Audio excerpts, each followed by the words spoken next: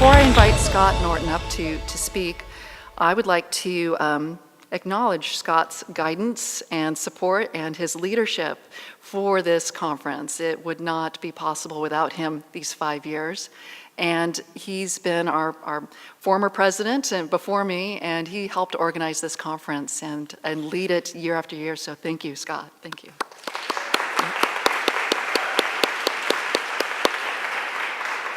So with Scott's help and a whole committee of people, this event has been put on, and it's thanks to them that we have this 5th year for our conference. And we've had things like our one-day immersion program.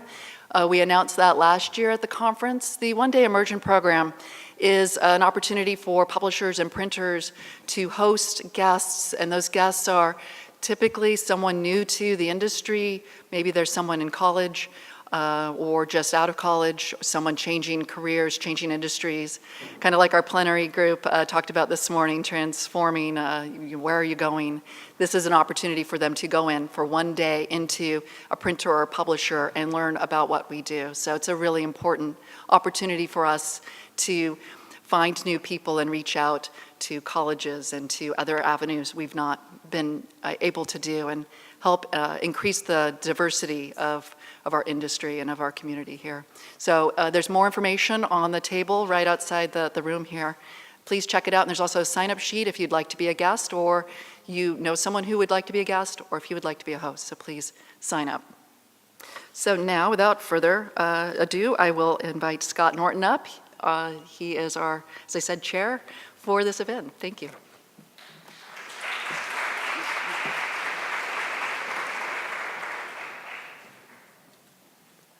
I want to keep this really short because I want Farzana to have as much time as we have left. I'm very excited to introduce our keynote speaker.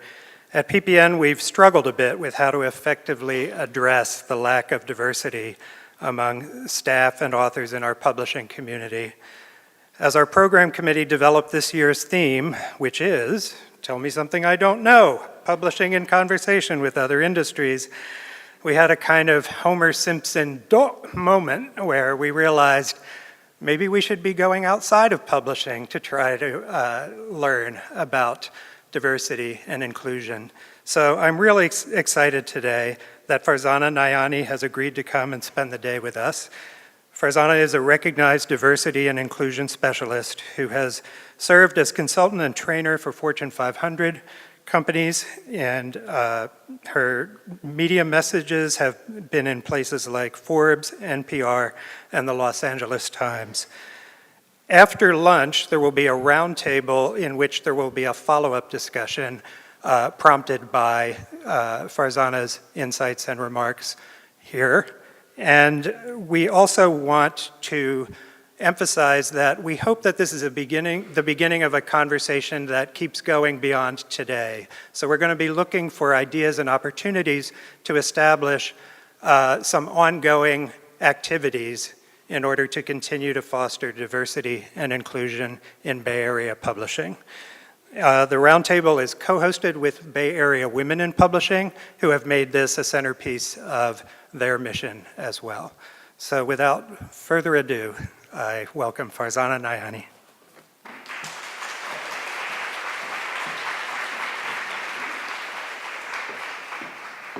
Thank you. How's everyone doing today? It's wonderful to be here. As was mentioned, my name is Farzana Nayani, and I am going to be talking about this topic today, which is expanding diversity and inclusion in publishing, people, print, and possibilities. So it's sort of a play on the P's, PPN, PPP. And I'm really excited to be here and kind of push us to think about things in a new way. And the organizers here have been amazing at giving me some insights that I can bring to you in a framework of how we can look at this. Now, as we begin the journey of looking at diversity and inclusion, we really must start with some acknowledgments. And one I'd like to say has to do with the land that we're on, the people, the indigenous people of the Ramaytush Ohlone people. So we are settlers on the land here, and I want to acknowledge that, and the memories of the ancestors of those people, as well as the people who have fallen in the cemetery next to us, and the invisible hands that helped put the event together today. So an acknowledgement to all of those ancestors and individuals as we begin. So my approach today comes from a convergence of perspective. As was mentioned, I do a lot of work with Fortune 500 companies, actually switch gears and do K-12 work, higher ed, nonprofit, tech, and I'm really excited to be here to share that with you because even with your own genres and different categories that you serve, cover, and publish about, it's really looking at how we can bring diversity and inclusion to all of those different things. Now, I have to start with my own origins and tell you a little bit about my story. So it starts with this man who came from Pakistan in the 70s, and he had the lamb chop sideburn style with the butterfly collar going on, and he met this Filipino woman with the beehive hairdo and the short mini, and they fell in love. And these were my parents, and they had myself and my sister. Got too cold on the East Coast and moved out to the West. This was the family that I grew up with, learning about in terms of culture and values and ethics and how I looked at the world. My dad was a dry cleaner and my mom was a nurse. They're retired now. And, they worked really hard to put me through, my career and my journey. And it started off with college, and I ended up doing a degree in English and psychology, and I remember really taking in all the literature and the subject matter that was served to me. And the thing about that was I just didn't really think about what it was that I was learning. I just took it in. And it wasn't until my 4th year of my undergraduate degree that I came in contact with Dr. Gabrielle Helms, fondly known as Gabby. And I will not forget the day that I walked into my classroom. It was on English literature. And she literally said, "I'm taking the syllabus and I'm throwing it out. And if anyone has a problem with that in the class, they can get up and leave." What I didn't realize at the time was that action would change my life. Because what she did was she took out the canon that we all read and learn about and replaced it with immigrant stories, right? With stories like the book Disappearing Moon Cafe about Chinese immigrants. With this book, No New Land by M.G. Vasanji, which reflected families and stories like myself, like the ones that I have grown up with. And from that, I learned to understand my own sense of self, my own identity. And I learned about hybridity and identity and things that are really meaningful to me now, even today. And it gave me a sense that I had a place in the world, that I could belong. But the thing that was alarming about that, looking back, was she had to do a radical action for someone like me to feel that. She had to literally tear up and throw away the current syllabus, right? In order for someone like me to feel that sense of belonging. Now, that carried me through into a lot of exploration around my cultures. My mom from the Philippines and her culture. My dad's side, he's Pakistani. I have roots in India, because as you know, they used to be one state. And I realized what I had in common on both sides is that my family's ancestors have been colonized. 400 years of Spanish rule and U.S. imperialism for 100 years in the Philippines. And then we know about the British rule in Pakistan and India, right?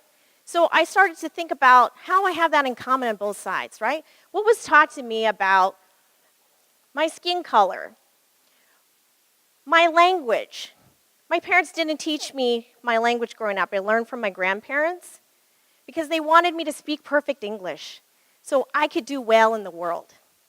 So I had to go back to grad school to learn Tagalog. So I went to the University of Hawaii and the East-West Center. Completely changed my life. You know, 1 out of 2 marriages in Hawaii are mixed race.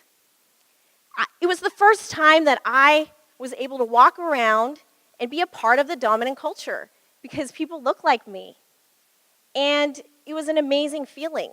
That sense of belonging and the idea that what I was learning reflected who I am was yet another layer to me understanding the importance of what I'm reading and what I'm experiencing and understanding about myself. Now, as a result of that, this is where we turn into publishing, I had a lot of opportunities. As a master's graduate student, my master's thesis research on multi-ethnicity and identity and communication style got published, right? I was the only one who was a master's student in this book. I had these pioneering cross-cultural professors who were on my committee. I was able to publish in Sage as a co-author. And I remember the day they were asking for my bio, I was so hesitant to tell the publisher that I didn't have a PhD because everyone else did. And since then, I got involved with a professor who created a Smithsonian curriculum on Filipino American history, another groundbreaking professor who helped pave the way for me to be a part of that project. And then finally, just last year, or a year ago, I published my own book called Being All of Me with a nonprofit called Multiracial Americans of Southern California about how to raise multiracial children. Because that was not there for me when I was growing up, when my parents were raising myself and my sister. And so looking back at this array of ways that I've tried to get my message out, university publishing, you know, big publisher, an online curriculum, and then self-publishing, I've had experiences of all of that, right? Because I've had those opportunities. And I realized that I have that privilege to be able to even share this with you today. Now, when we think about how to expand diversity and inclusion in publishing, we've got to realize that we need to examine who is represented in our publishing houses, right? Who is there? Who is also not represented, right? And who is in leadership? If we look around the room today, can we even visually see something? Can we? Whose voices are heard and listened to and whose are excluded? And who's engaged? Because, right, it's not enough that we have people at the table, but are those people really being asked what they think and their ideas being valued? And then who stays and who leaves? And why? In corporate America, they're starting to do a thing where rather than looking at an exit interview, they're doing something called a stay interview, where they ask people who are there, what will make you stay here? That could be an interesting exercise to do in our publishing industry. Now, I asked who's here and how are we represented.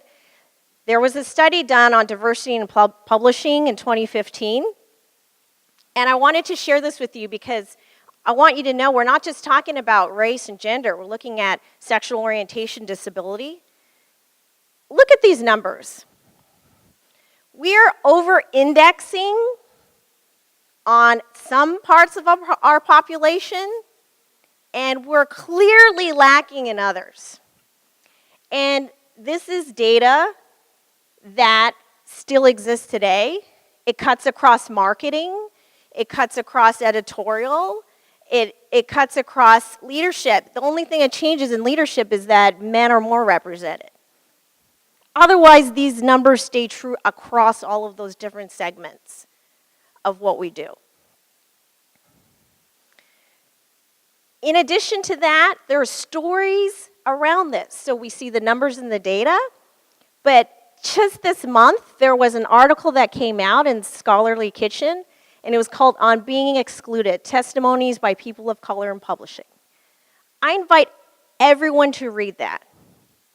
It is a powerful exercise into thinking about what it really feels like to be someone who's a person of color in publishing.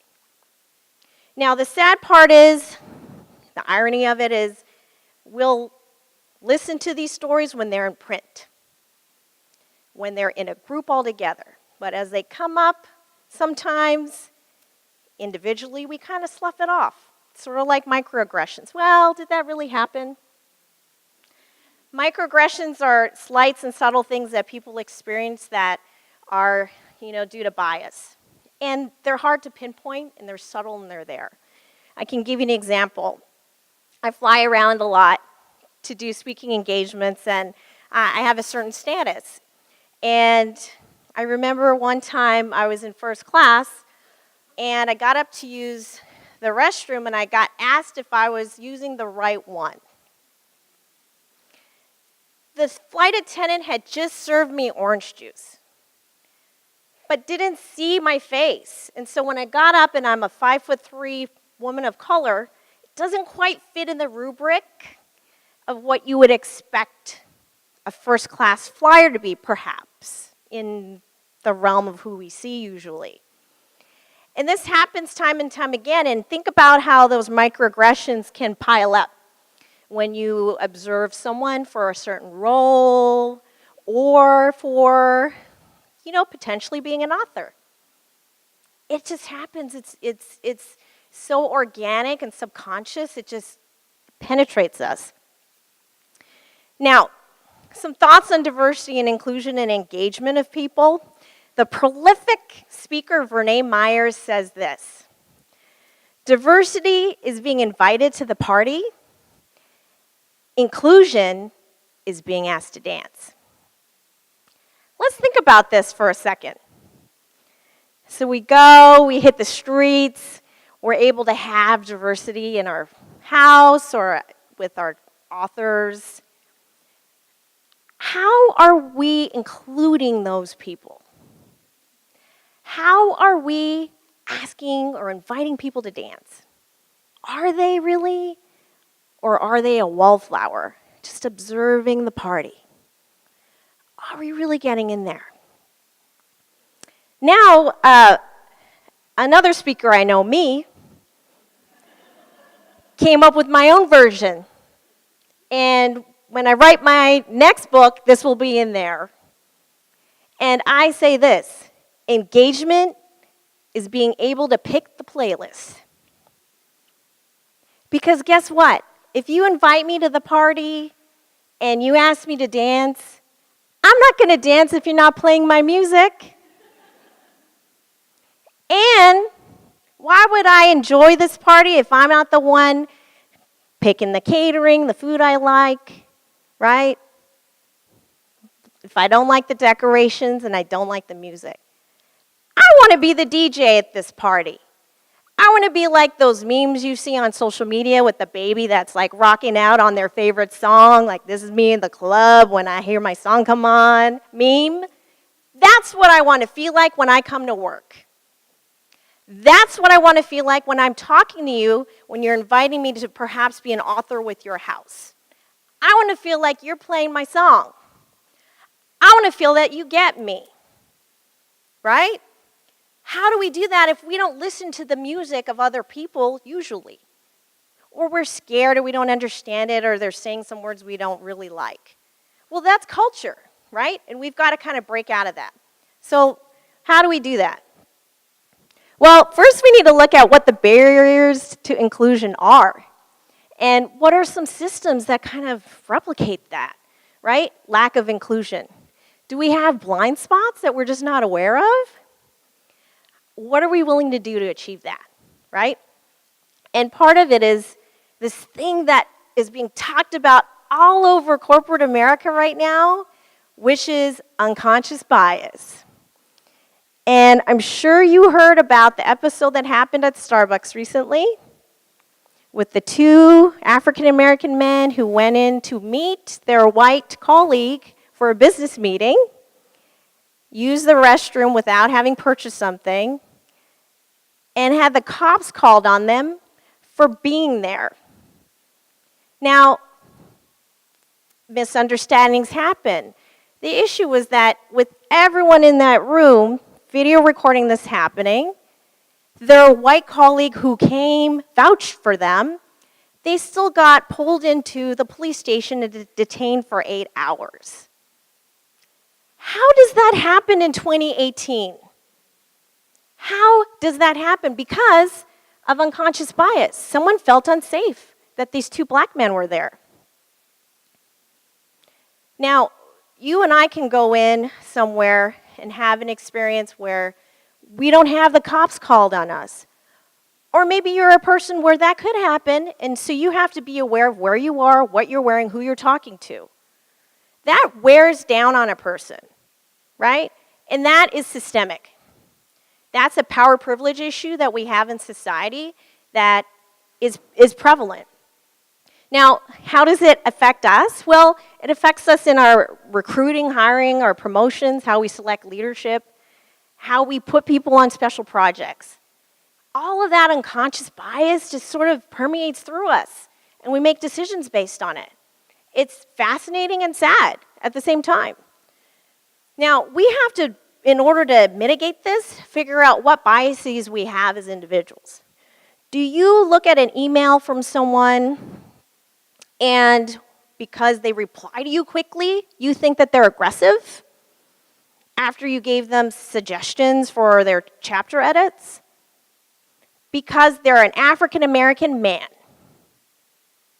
I had an author tell me that. Do you look at someone's style or their social media and sort of make a judgment on who they are just based on that? Not understanding that we have to code switch every day to belong in different communities at the same time. So what you are seeing is a multifarious identity, an intersectional identity that includes a number of things. Will you be able to understand that? So how do we deal with this? Well, I'll teach you a couple things. So there's affinity bias. So you're interviewing someone and, they're from the same alma mater and you have the same hobbies and, this is great. I can imagine working with them, and then you hire them. And this goes on. And then the same thing happens with promotions. That's called affinity bias. Now, that is how you see packs of people that all look the same in a certain industry or community, because it's just a bias that happens. Confirmation bias is when you kind of make a judgment and then this filter kicks in how you hear and see things that just confirms what you think. Oh, yeah, I knew that that person wasn't really committed to this author deal because they were slow in getting back to me. And there's the proof. But did you know that they were out doing a ton of community work and therefore would be an amazing person to have on your roster? But you had that unconscious bias. This happens. We all have these things. Recency effect. This happens with this Big Four consulting firm I was working with, and they staff up consultants on projects. And so what'll happen is they'll select someone and that person will do well, and then you remember recently that they did well, and then you staff them on another project. And then this proliferation of that behavior occurs, and all of a sudden someone's on the sky-high trajectory to be partner, and then you have someone else who's waiting in the wings getting ready to be asked to dance. And this bifurcation occurs constantly with people's careers. Does this happen here in publishing? So the replication of this is called cultural fit. So we have this subconscious organizational culture that gets replicated through these biases and other ones too. And then we all of a sudden have this idea of what a person who is in publishing should be like, or what an author who would be a good fit for our brand would be like, right? And it's hard to expand out of those boundaries unless we're aware. And so part of it in this discussion today is how we can firstly be aware. Our roundtable will get into strategies about how to overcome this and how to examine ourselves and our systems. Now, what are some possibilities? Well, we have to think about our organization in general, right? How committed are we? Is our leadership on board? Are we doing really neat things like the immersion program to kind of take a step in the direction of inviting people who may not know about us, right? Who are the key stakeholders that can help us engage in that? Those types of initiatives for success. And what's the first step that you can take? Now, related to that, which I just have to say, comes with the fact that we've got to recognize we have privilege.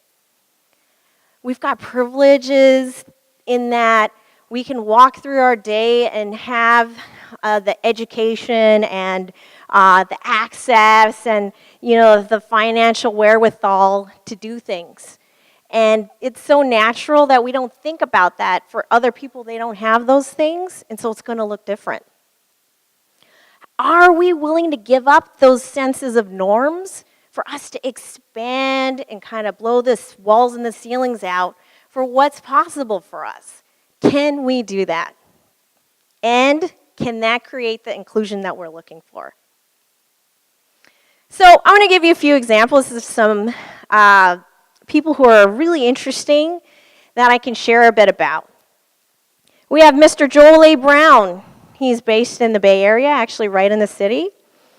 And he's African American and identifies as gay and has done prolific research on the different norms and styles and communication values and cultural contexts of people who are gay and people of color. And what was interesting was when I heard about his research and saw him present on it, is that it directly maps on to how we can push organizational leadership in corporate America to think about things differently. So you have a creative spirit, you have more of a feminine capacity in leadership, or you have flexibility in leadership. It's fascinating to look at the intersectionality of this analysis, right? This would be an amazing body of work to get out to the world. We have Dr. Amir F. Ahmed, and he was born in Ohio of immigrants from India. Does a lot of work in higher education around organizational change, social justice, intercultural education, and Islamophobia. Another thing he did was he founded a hip-hop congress that brought together a lot of hip-hop artists back in the day who now you may know. And a part of that was some folks who you saw on TV in Standing Rock when those leaders were at the forefront trying to battle the pipeline. Those youth came out of some of this work that he has done. Now, he talks about being Muslim, and we think, okay, now we've published a book on someone who's Muslim. Is that it?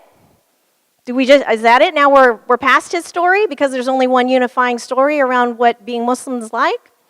Well, maybe we can have some other different types of stories of different individuals, and that'll create understanding around the community more. Dr. Jennifer Lisa Vest. She is an intuitive healer. I believe has a doctorate in philosophy. She identifies as African American, Seminole, and white, and has done a ton of work around healing Native American spirituality. I have to tell you the story that she actually has completed an entire manuscript that got picked up by a publisher.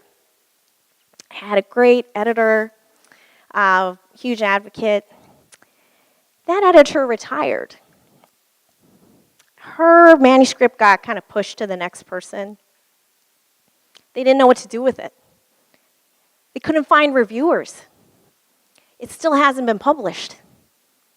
She had a contract. She's written another book recently about ethics in being a psychic.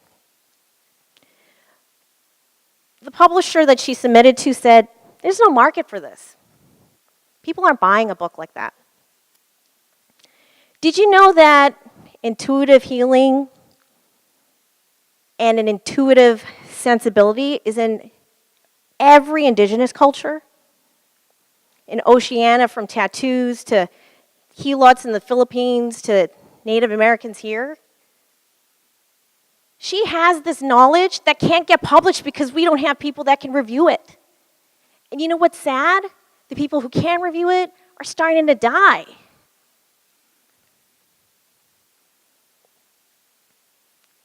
Khalid El-Hakim, the founder of the Black Mobile History Museum. He has over 7,000 artifacts and travels around the world and across the country, taking these artifacts with them to look at transatlantic slavery, all the way up to music now. What's interesting about him is, as before he was getting involved with this, is he actually knew a few members of, you may have heard of the group D12. Anyone here know who D12 is? Look around. I'm going to ask you to put your hand up if you know who D12 is. All right. If you explore his profile, it's fascinating, right? The Smithsonian even contacted him to ask him how some of this stuff is done, because what he is doing is bringing artifacts to people. And along with that, has had a really fascinating history in the world of hip hop. What do all these people have in common?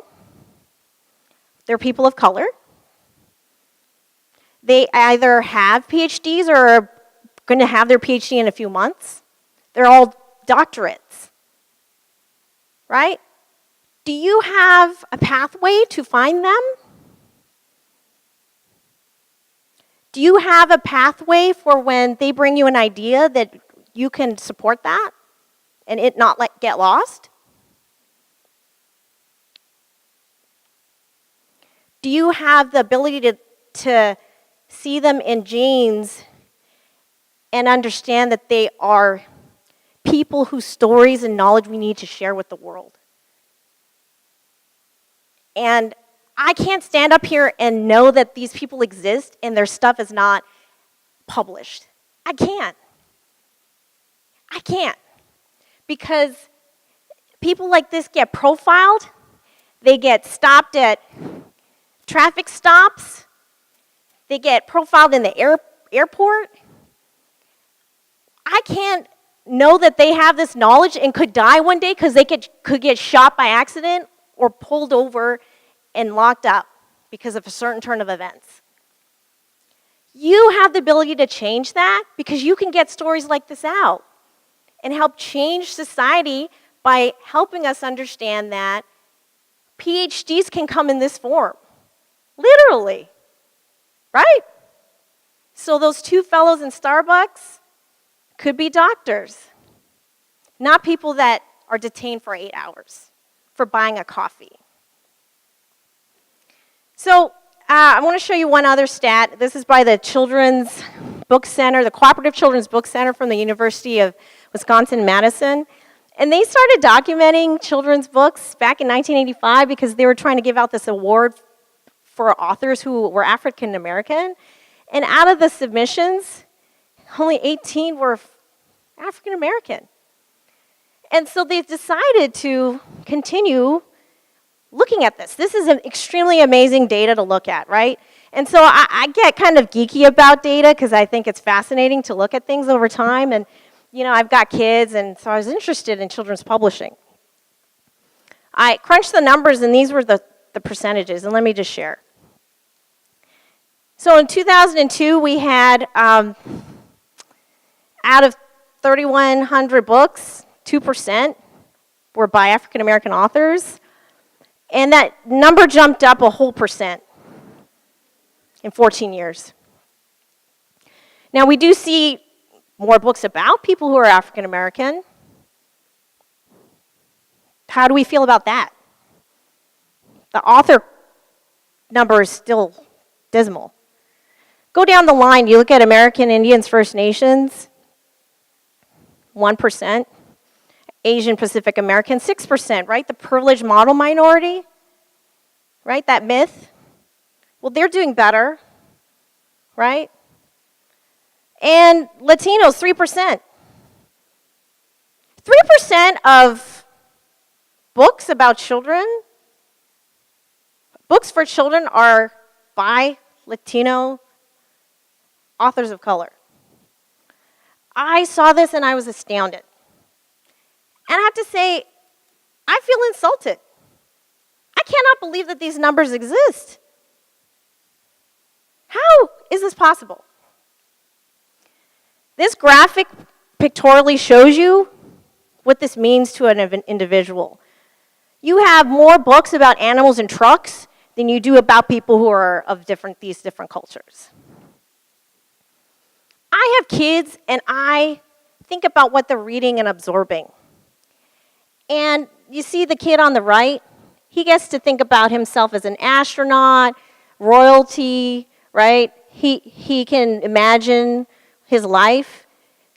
The kids on the left, they get a pocket mirror of themselves, right? They get to look at a makeup kit of what they could be. And you know what's even more dangerous? Other people only see them in that small view too. So what are the possibilities? What can we think of for the future? Well, there are two huge drivers for inclusion right now. One is because it's the right thing to do. For some of us, that's enough. For some of us, that isn't. We've got to look at the business case, right? Show me the numbers. So productivity, sales, customer service, that's the kind of stuff that I talk about when I talk to Fortune 500 corporations. Well, let's look at publishing.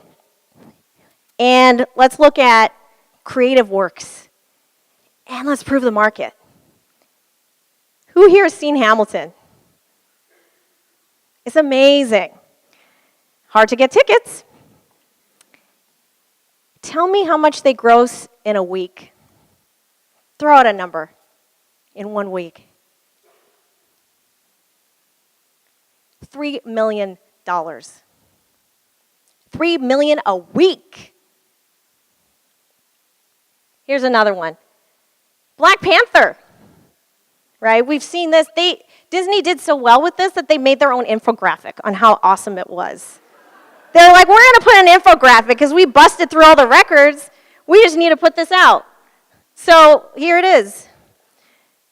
$1.3 billion in global sales, making it the 10th largest global release of all time. $667 million in domestic sales, third largest domestic release. And it's the #1 superhero movie of all time. There is a market and a hunger for stories like these. There is a market and a hunger for people represented in this way. And if we don't get on board, we're going to be missing out on this opportunity. Because guess what? There's been such a lack that it's an open field for what can be done. Right? Let's look at it that way. Now, what are the potential losses, right? What if we didn't do that and someone who is our neighbor at a fellow publishing house picked up that book and that story, right? Are we willing to risk that? We've really got to examine this. Whose stories are we leaving out? What harm could be potentially done? And what potential opportunities are we missing? Because we kind of glance over a profile and make that decision because we have unconscious bias. It's just, the world is our oyster. There's so many things we could do. It's exciting. Now, the book that I created had this illustrator, Amanda V. Coronel. You should check out her Instagram. She's just so inspiring. And one day she wants to work for an animator, and I want to give her credit for the creation of these characters. And the reason is because when we developed the concept and came up with these characters, one of them was Hiro on the right. He's African American and Japanese. Lorenzo's Filipino and white, and Isabella's Latina, and it's got a transracially adopted brother. So these are these beautiful characters. So I was coming out of a conference I spoke at one day about this, and I was having one of those days where I I was thinking, is this really doing anything? Am I really moving the needle here? Right? Like, what's the point? So I'm loading my stuff up, kind of begrudgingly into my trunk, and including these books. Guess who I run into in the parking lot? This is a student at that school. Uncanny resemblance to this character that we dreamed up. This is his life. He's living this life, right? And got to meet his parents, his younger brother, gave him a copy of the book. They were beaming, their faces lit up. He had never seen a picture of himself before in print, right? This is the first time. These are the possibilities that are unknown to us, that we don't get to hear these stories about. We're touching lives here through books. And, overall, small dedicated change can change your organization. And I do truly believe it'll change thought in society, right? We're at that turning point where this can really make a difference. And these huge issues, Me Too movement, right? Human trafficking, the wage gap, global policy, environmental justice. I want to add the school-to-prison pipeline. Mass incarceration really needs to be looked at. We need to bridge differences, heal, and move forward to create deeper connections. Now, I will leave you with this thought. It's how to do it. And so I have a 5-step plan. A 5-step plan is this. What's your legacy that you want to leave behind? My professor I told you about, she died at the age of 38. She had cancer and had a relapse, and the relapse came when she was pregnant. So the choice was to have the baby or to have her life. Her daughter's 13, and I plan to send them this video so she can see how this person, her mother, this professor touched and changed my life. And I would like you to think about the privilege that we have, that we are breathing here and have a day tomorrow to do more. So let's challenge the current narrative. Let's make a difference, inspire the current and next generation, change the world. And the journey to inclusion starts with the first step. I wish you all the success in that. Thank you.